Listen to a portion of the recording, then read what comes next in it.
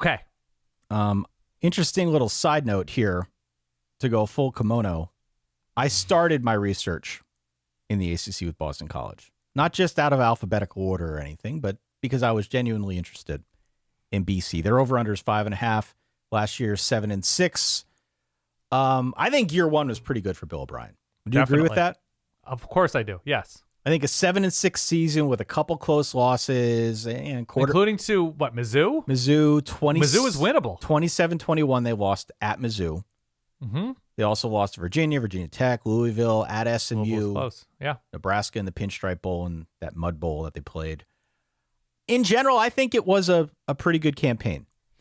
So I think in that sense, there's a healthy amount of heat on Boston College if we want to revert back to the theme we've been going with here.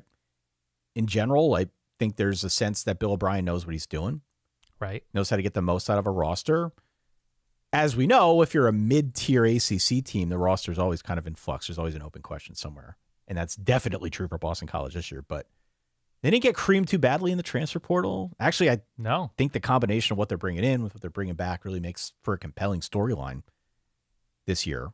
So I'm kind of in on Boston College. I have a lot more to say on Boston College, but I'll stop here. I'll pause here and give you a chance to reflect on what I just said.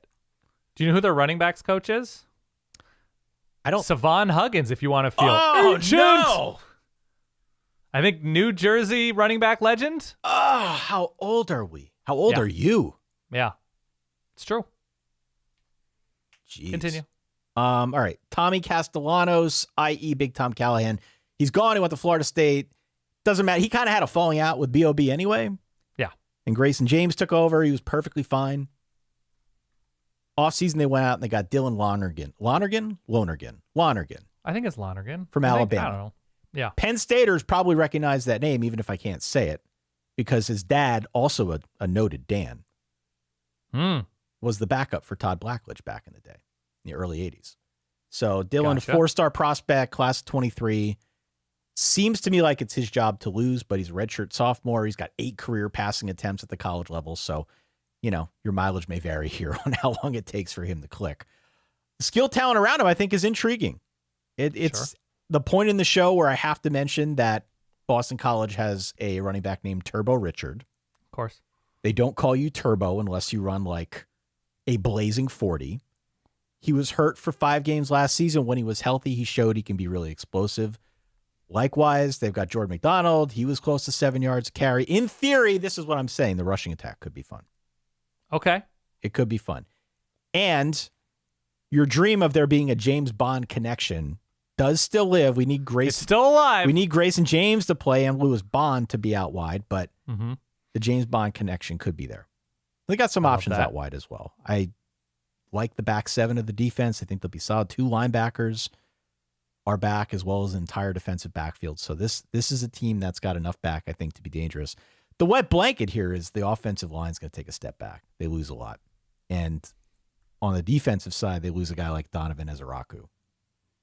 Yeah, very disruptive. The dry blanket, though, is Boston College always randomly has 3 first-round offensive linemen.